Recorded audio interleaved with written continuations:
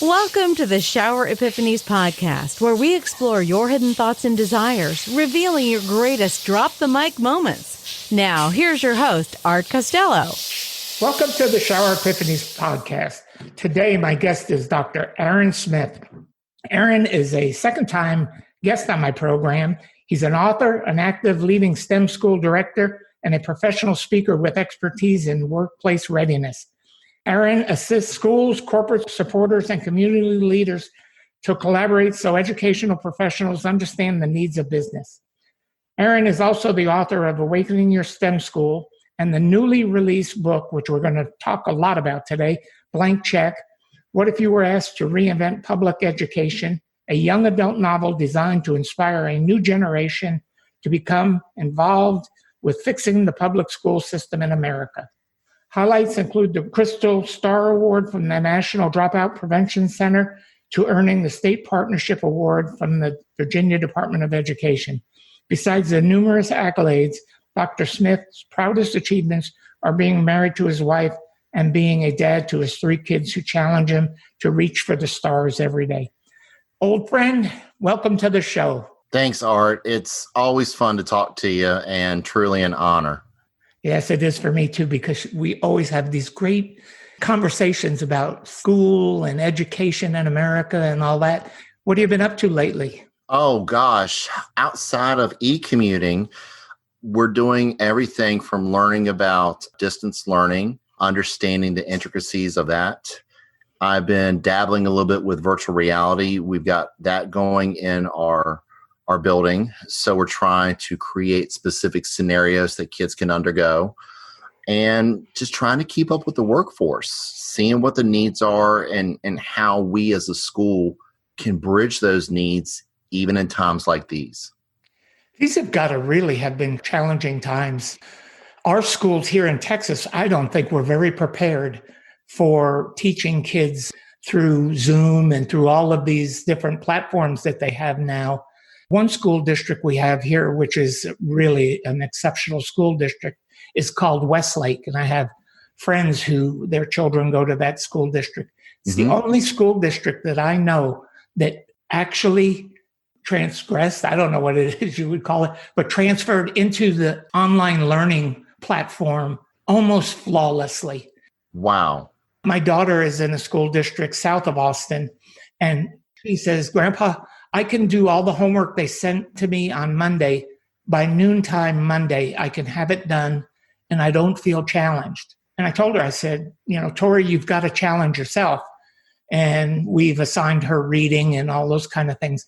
But the other school district that I was telling you about, their kids have told me that they're actually having to work as hard, if not harder, on the online programs that they're doing. Yeah. What have you done with your schools to get through this challenging time? One thing I can honestly say is I appreciate the folks, the parents that I've worked with, the teachers that I work with. Everybody's been patient because they know this is something that nobody could have foresaw. And it's like you're flying it while you're building it.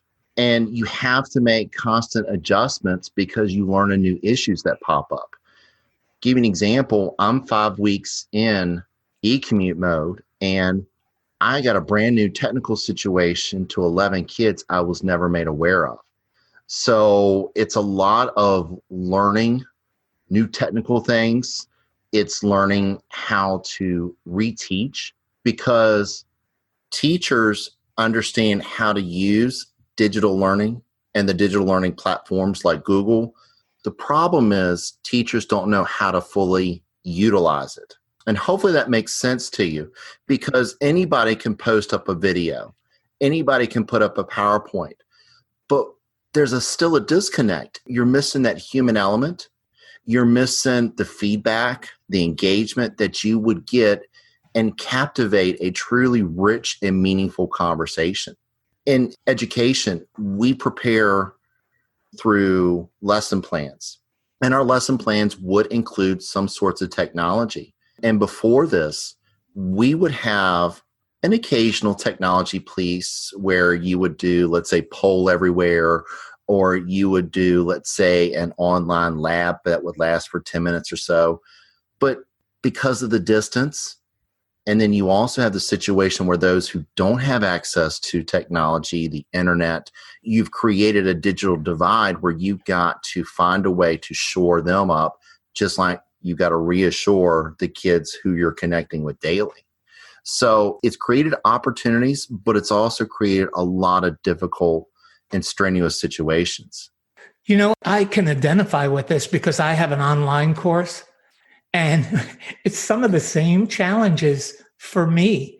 Yeah. I just read a statistic that out of all the online courses on the internet that people take, only 13% complete the actual course. Yes.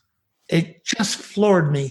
Why would you spend your money? Why would you spend your time and not complete a course? I mean, I've taken courses at college. I would never have paid, for credits and not gone ahead and done the work to complete them and get my certification, get my information. I wouldn't do it. It's because they're distracted and there's no structures built in home for them to be consistent with it. You think about the typical learner today, let's just say K through 12, for example. How many of them are able to keep up with their things? How many of them use a calendar or some sort of schedule, much less appointment? And I think of the number of kids who I've helped them look for assignments in their backpack, and there are thousands of papers all on the bottom of it because they're in disarray, and try transferring that digitally. So you think about those, you've got to create the structures. You've got to create the focus, because then you got distractibility. You can click on Facebook, get your social media, and you've got to create consistency along the way. The need to have closure in any given situation is sheer human nature. And when it comes to romantic relationships, this desire skyrockets. Has your previously failed relationship left you in immense pain? It's not uncommon for people to shy away from a new relationship after their first one fails miserably. The fear of the unknown makes them hide in a shell to prevent any future heartbreak. Relatable? Despite wanting to love and be loved, you can't take the plunge if your mind and heart are still locked somewhere in the past. Maybe you aren't aware of the power of releasing the past, or perhaps you don't know how to do it.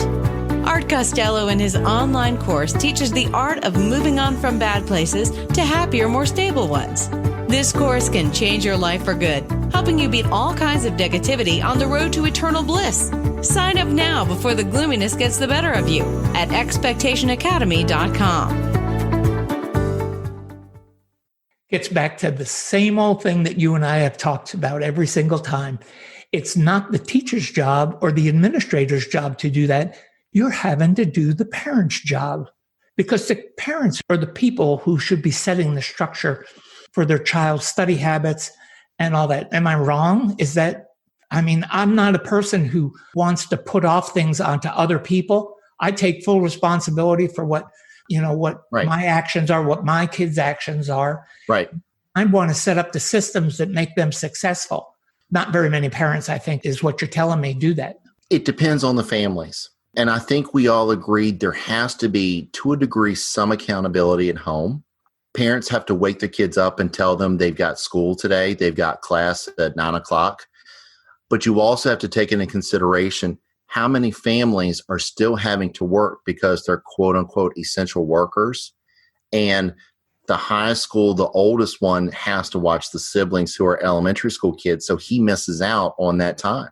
You also have to think about situations where parents are deployed and they're not able to talk and really create structures with the kids. So you have to rely on the teacher to give them a little bit more of that time and opportunity to fill those gaps. Yeah, I guess we're allowed to disagree or agree, but I think that still, if I was in the military, and when I was in the military, but if I was in the military and had children, I would have had these structures in place already. Yes. I would have had them in place. So, I think the responsibility ultimately falls to the parents. because I believe that our teachers are asked to do way too much today for way too little pay. You're talking about one of the biggest pitfalls of an educational system. And going back to the parents and the expectations with them, I do agree with you, because I think all parents do have a responsibility, but I also do look in the situations where on occasion it may not work. But getting back to the teacher, especially now in distance learning, teachers have to rely on parents, grandparents, family members at home to relay the information that they otherwise would have gotten directly from the teacher. I don't know about you, but I don't remember chemistry. So I hope my son doesn't ask me what to do with chemistry, because I think I would set him up for failure. But I can help find the right information for him, or make sure he's able to ask the right questions for the teacher. And it just goes back to the supports.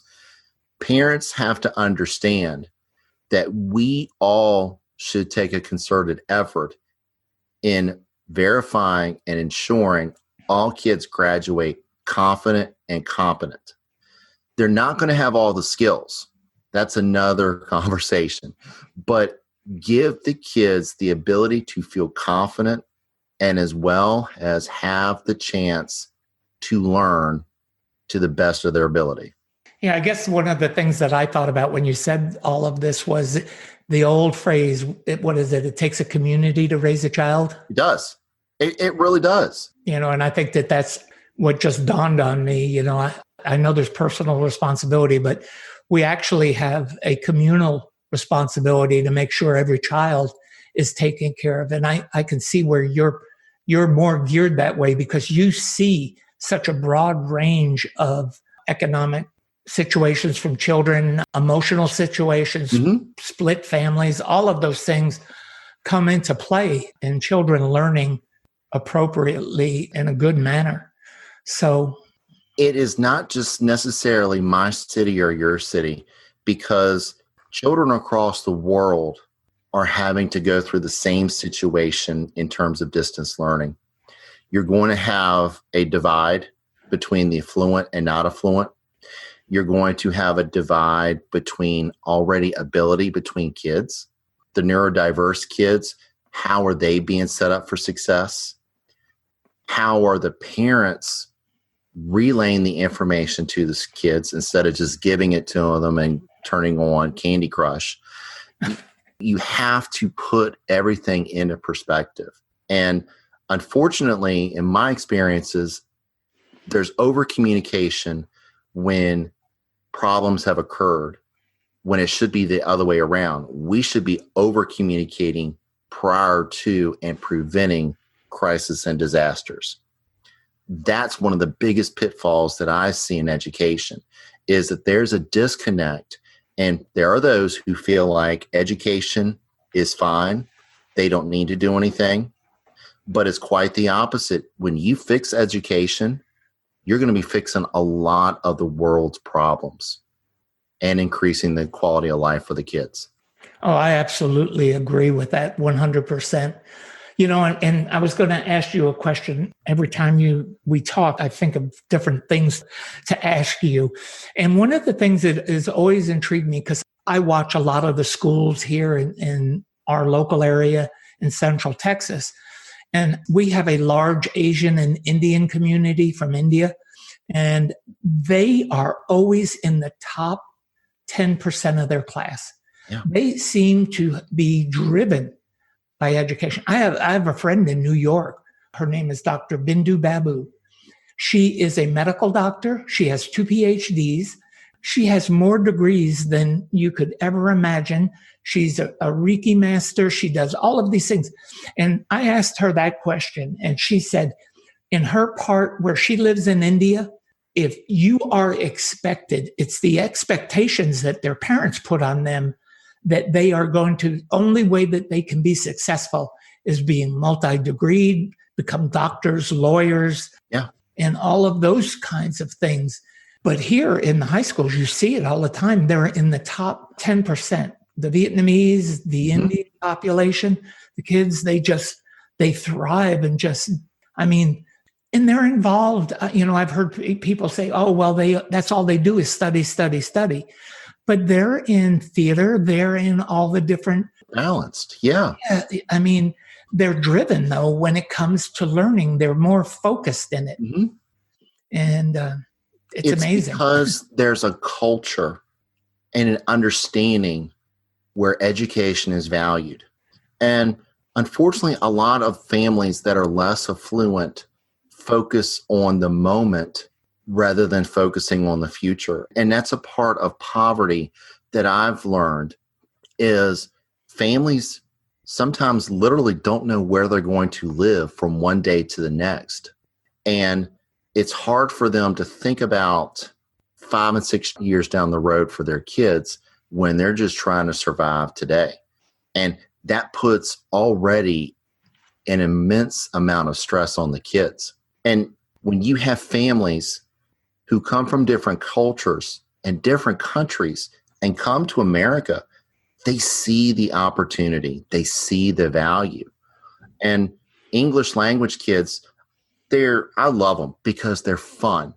And the majority of the ones that I've been having the pleasure of working with, they're some of the hardest ones I've ever seen work because they know they have a gap that they have to get, but they're not afraid to roll up their sleeves and go get it. In some cases, I think American kids are relaxed because they feel like they're going to get promoted or they're going to graduate, but they don't see themselves connected to a job or a career.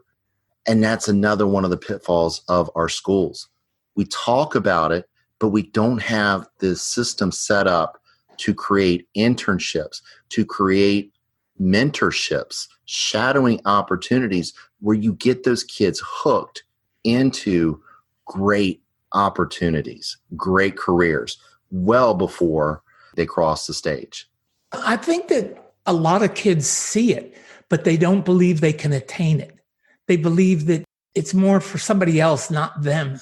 Mm-hmm. And it's the furthest thing from the truth because, as you and I know, if you work hard in your scholastic abilities, and put them into action, it'll pay off.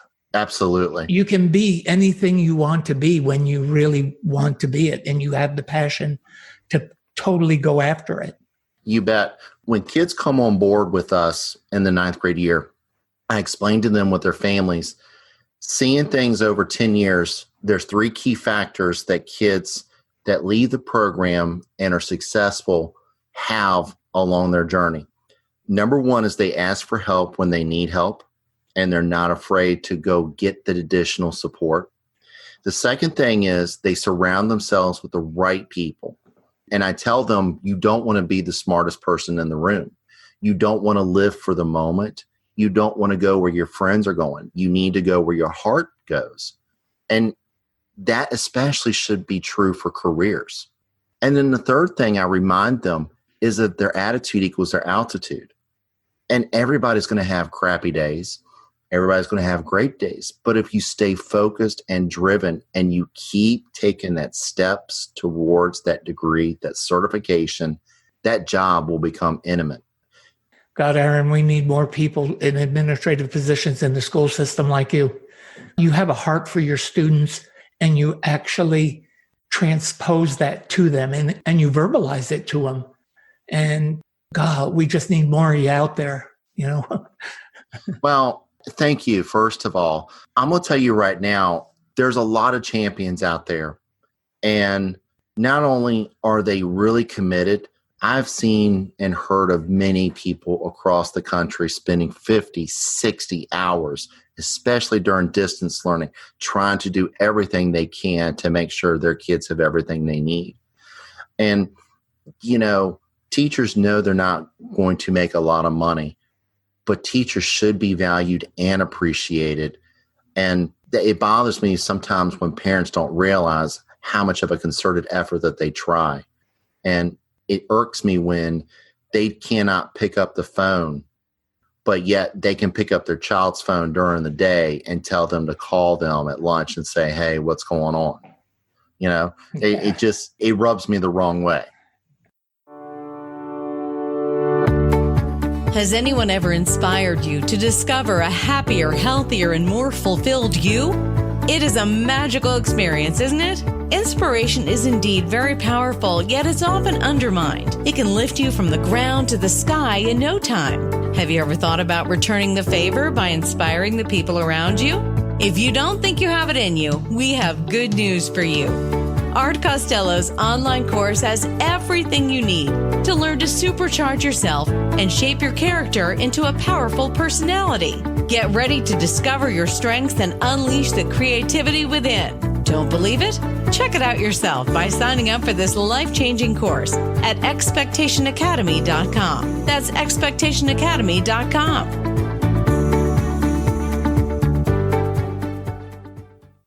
One of the things that I think goes on with parents with this is that they have just come to think that it's not their job. It's the teacher's job. And that's what I was alluding to in the beginning of our conversation.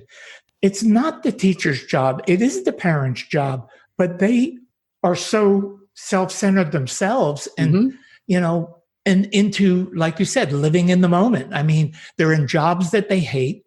It just flows downhill. I mean, when it goes all the way right through the whole system and to the kids. And it's terrible when people are that unhappy, that they don't tend to the things that are the best for their children. And I speak from experience because when I was little, 9 years old, I was put in a position where I had to figure out life on my own. But the teachers that I had literally had given a hoot about me. Matter of fact, they used to tell me, you're not going to amount to a hill of beans. Wow. And, a lot of parents, I think that teachers work 7 or 8 months of the year, 7 months, and then they go have fun all summer. They go home at 3:00 in the afternoon. They show up for work at 8 a.m, and that's all they do, which is the furthest thing from the truth. And you know it. Teachers are putting in more of their own resources that are so limited as it is right now to have their students successful, that parents just need to open up their eyes and really, and we have parents that do have open eyes, but it's the majority. We've got to get the majority of people on board, understanding that this is a community effort to get these teachers taken care of and to get the students educated, because it's the backbone of America. I wish there was a reality show for teachers and people could see behind the scenes of how much effort that they do. Their hearts breaking when things just don't go right or they see a child in crisis. Because I want parents who think that teachers have got it made right now. I would love to put them in the position, not only of being in the classroom, being in a distance learning position, and just show them, you think it's easy? Bring it on, because you will never understand the things that people go through unless you have been in there yourself. And that's true in life. I mean, we always look at other people and take things so much for granted. Yeah. When we do put ourselves in their position or we are thrown into that. I was a manager one time in a facility, and I had never, ever thought about the duties that management took or had to do to get ready for their employees. Yeah. And until I got thrown into that position, it just opened up my eyes. But that's what we have to do. So I want to cover some more things so we don't run out of time. Sure. And all that. Tell us about the new book, Blank Check. So Blank Check actually created a value. And when the co-author of Awakening Your STEM School with me were discussing it, great things and great conversations happen around alcohol. We talked about what are my next steps. And I told him I wanted to do like a STEM 2.0. And he looked up at me, and I'll never forget his expression. He said, why in the hell are you writing another cookbook? And I said, what are you talking about? He said, do something that's going to inspire people, do something that's going to make a difference, and stretch the imagination. And, back then, didn't know what it was. But a few weeks later, we started talking again, and we came up with what would it be like if a school had a blank check? And then it created another conversation. You can't do a nonfiction book because there's too many laws and regulations, and people would be bored by it. But what if you created a story that centers around a young adult and a burnout principal who teamed together on a daring education experiment that not only talks about improving the facility and improves the teacher rapport, but it also creates buy-in from the community. And 23 versions later, here we are. You know, I'm so excited because the people that have read it already, they've gotten different interpretations from it. And that's what I wanted them to take away. For some, you know, they joke with me and they say, wow, this is way over my head. And I was like, no, you just actually got engaged in a critical thinking young adult book. And then I would ask them some questions about education, and then they give their opinion. And then they thought, wow, I never really understood it until you brought it out of the book like that. For some, they appreciated the young adult, Colby, going through a crisis and understanding the opioid situation and getting through that and making sure our kids are at the table, especially when it comes to important decisions. Kids should be the first and most important decision, especially when it comes to education. I'm sorry, but when it comes to our children, you shouldn't put a price tag on them. If you value them with your life, you need to show that. You need to demonstrate that. And it doesn't necessarily have to mean that you have to throw a bazillion dollars. You have to show a concerted effort to make every child successful. The system that we're in, it's not perfect. It has not been fixed in centuries, and it's broken. And I'm not here to say it's this person's fault or this person's fault. My prayer in this is to raise awareness and to ask everybody for their help in their communities and making a difference, because the more we do this, the more we're going to see changes. That's, again, it almost brings tears to my eyes, because I remember us speaking in our last podcast that we did, and you were going to write that book, Awakening 2.0, STEM Schools 2.0, you were going to write it. And you did a complete 360 and came up with this. And really, it's so, I think it hits the nail on the head. I mean, I think it addresses the core issue of what we need to be doing. We do. Education is the lifeline to a productive society. Education bridges skills to employees, which gives them gainful employment. Gainful employment turns into profits. Profits turn into a solid tax base. It's a cycle. And if you can solidify one of the pieces that's lacking the most, you have to do it. Yeah, we do. We have to do it. Don't know which direction you want your life to take? Are you sinking deep down into the pit of uncertainties day by day?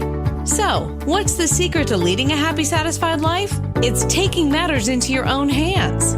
But what if the matters in question are a total blur? Art Costello's Expectation Academy course aims to tell you exactly how you can get some clarity in your life.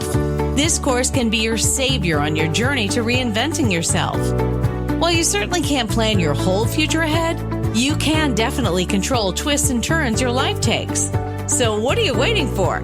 Sign up for this course now at expectationacademy.com. Get a chance to broaden your horizons and add meaning to your life. That's expectationacademy.com.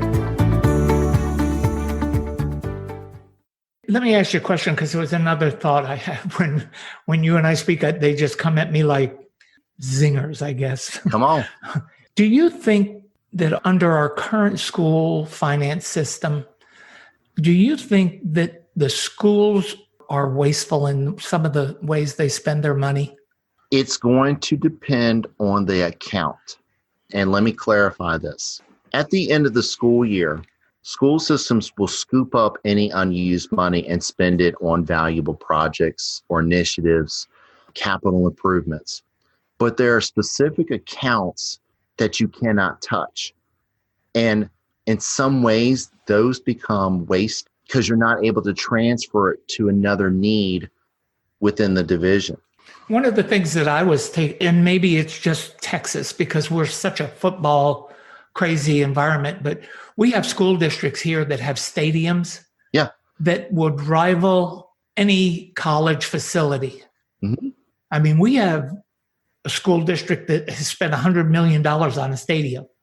Wow. I mean, it's a wealthy school district. Yeah. And it's in North Texas, but their stadium would rival any college facility. It just seems to me that, I love football and I love that kids participate in it and all that. And it's a choice that kids make to play or not to play. And I know we could talk about all the physical things that are going on now with, the brain injuries and other physical industries. But the thing that I'm talking about is the money that comes out of the education system from the taxpayer's pocket to facilitate those kind of facilities.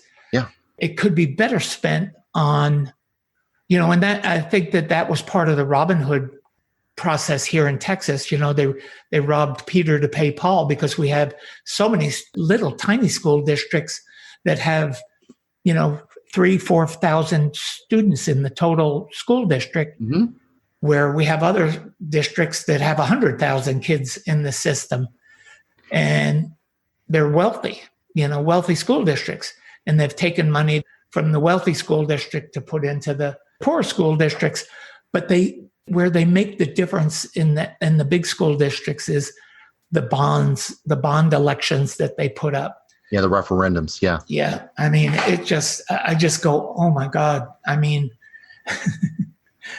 and a lot of them are being defeated in the past few years because people, I think, have gotten tired of the way that the money's being spent. What's your idea? How do you think we can finance? I'm not talking about the property, but once the school district has the money, STEM schools are terrific. I love them. I think we need more of them, but a lot of districts can't afford them, Right.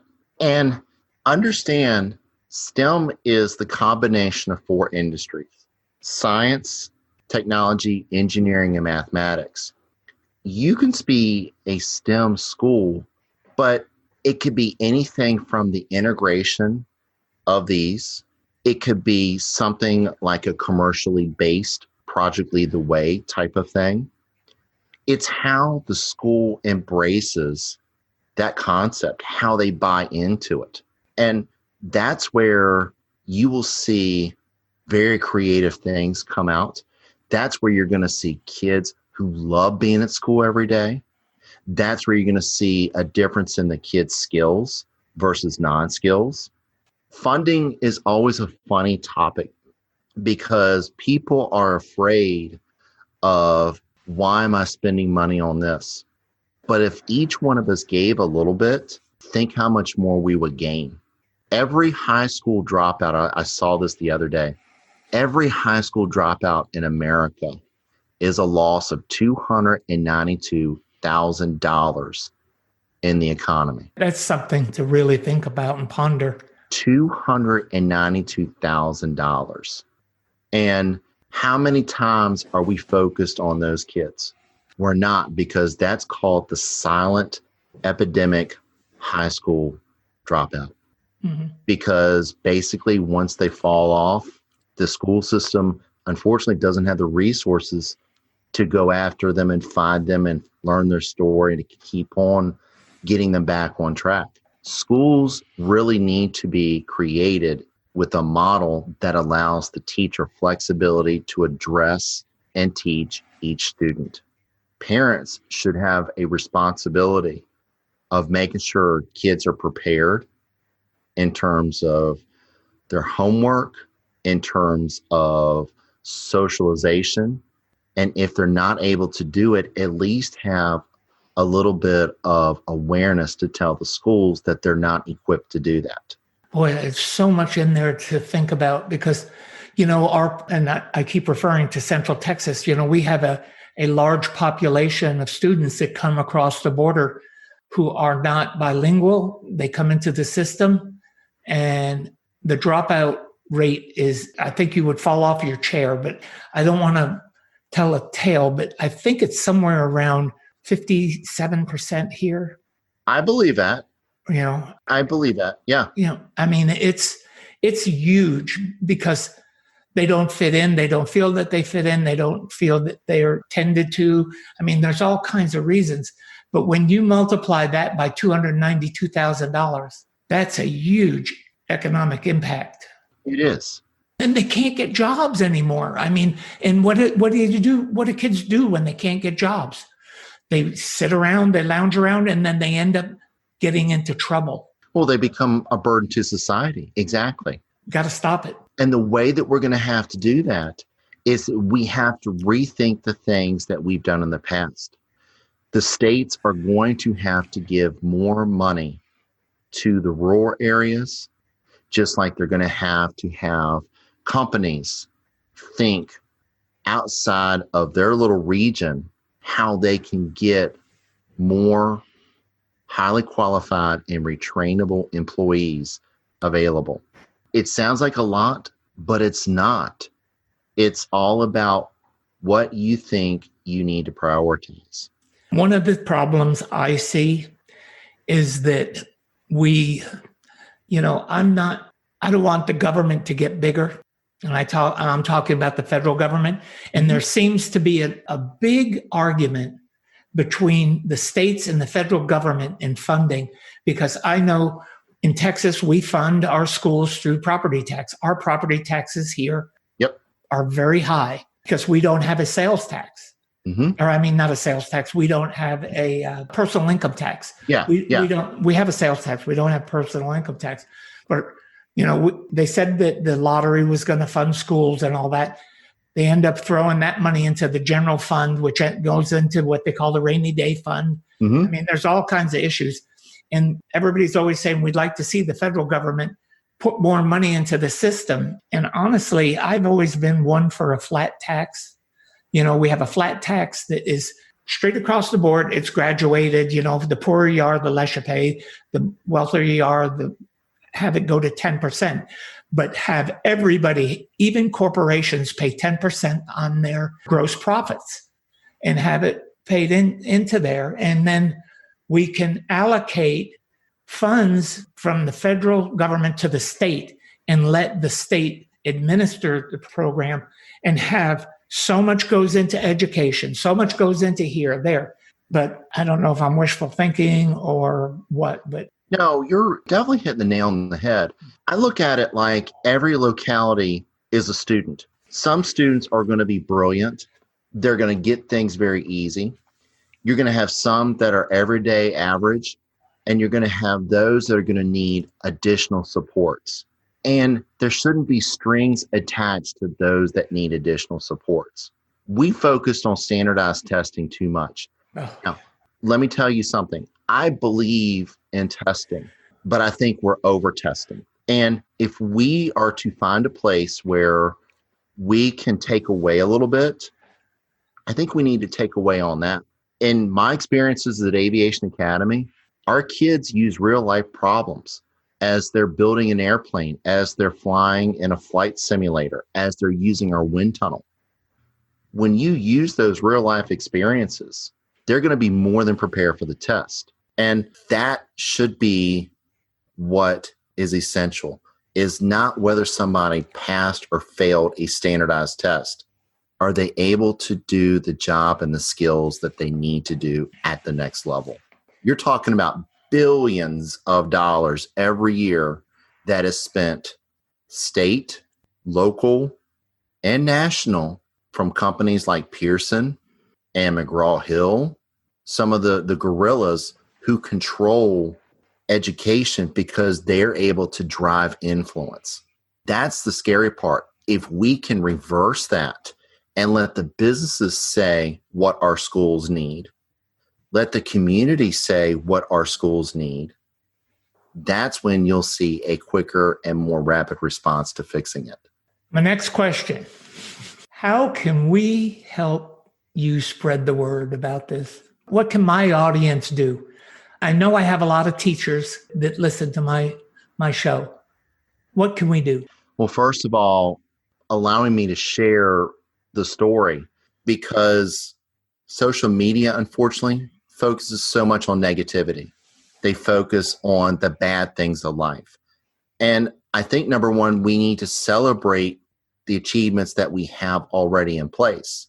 But we also need to raise awareness and raise it in a way that's going to promote discussions with everybody, because everybody should have a voice in this decision. You know, the business sector, and I keep going to them because we need them to tell us more. And education needs to be willing to step up more and ask, what are we not doing right? How can we make it better? We need to ask our legislators, give us more funding in schools so that the teachers can get the right training and the ability to administer certifications for kids. So when they leave high school, some of them can be drone operators. Some of them can go and start to become their careers as pilots. Some of them could be CAD and A+ certified ITs. We've got to stop thinking in this old model that we've had for 3 centuries, and we've got to start developing some new things. Teachers have to understand also that there's responsibility on them too. Your audience are probably going to be the ones who want to make things change. And I'm going to tell them, you keep doing that. We also have to focus on the ones who don't want to change. And we have to find a way to get them on board. Just like we got to find a way to get the parents on board. And this conversation, I'm hoping, is going to start that. Well, I am too. I mean, that's why I do what I do. And I know you do what you do because you care. And I care. And I know that we both know that education is what is going to create the shift in our society and in thinking. Yeah. Well, we're nearing our time, and I wanted to give you the last 5 minutes or so to tell everybody where they can get a hold of your book, how they can get a hold of you, where they can reach out to you, and any other pertinent details that you have. Sure. Well, Blind Check is available at bookstores. You can get the paperback as early as September 8th. The ebook is going to be available. So, that's the first place you can do that. And I get it. I get budgets are tight, and you question, do you want to really buy an education book? But I ask you, go to my website, and it's aaron.smithphd.com/blank-check, and you can download the first chapter. And I think it summarizes how every educator feels right now about education, how parents feel about education that are fed up. And it's hopefully beginning to show people that we can make a change. We're only bound by our imagination. It's how bad do you want something that's going to make it reality. Social media, I love y'all. Come talk to me. Instagram, LinkedIn, Twitter, Facebook. It's all Aaron Smith, PhD. Aaron, it is always a pleasure. And I want the audience to know that all the information that Aaron has just given you and throughout the show will be in the show notes. So you'll be able to go to the show notes when the show broadcasts and download the information. But I hope you had a pen in hand when you're listening to this and get a hold of him, and don't wait on my posting this. We're going to get this posted soon. It's too relevant to not. And again, Aaron, every time I speak to you, I just walk away with a heart full of hope, a heart full of love for you. And you're just a tremendous asset to our world. And I can't thank you enough for being Dr. Aaron Smith. All right. Thank you. I mean, it's hard to believe we met, 3 years ago now? Yes. Because it feels like I've known you for years. And I say that because we do have great discussions. And it's like, you know what I'm thinking and I know what you're thinking. We share a good laugh. And to me, that's humanity. That's a camaraderie that I'm hoping we all are going to be able to have one day when it's all said and done. I hope we do too, Aaron, because, you've added value to my life. You've added value to my children's life, my grandchildren, and you add value to everybody in the world. And that's a great thing. And I'm just blessed. So I want to close it out on that note. And we appreciate you and what you do. And we appreciate all teachers. And I just encourage the audience to go ahead and get Aaron's book and get copies for your school board, get copies for your school superintendent, get copies for your children's teachers. Just go do it, and let's get a blank check written for each and every child so they can live the life that they're meant to live, because that's why we all do it. Yep. Thank you, Aaron. Thanks, Art. Really appreciate it. Yeah, and I'm going to let Heather White take us out of here, and we'll call it another episode in the books. Thanks for listening to the show. Drop us your comments and questions with what you want answered on the show. You can subscribe on iTunes and Binge Network. You can also get more information on the website, expectationtherapy.com.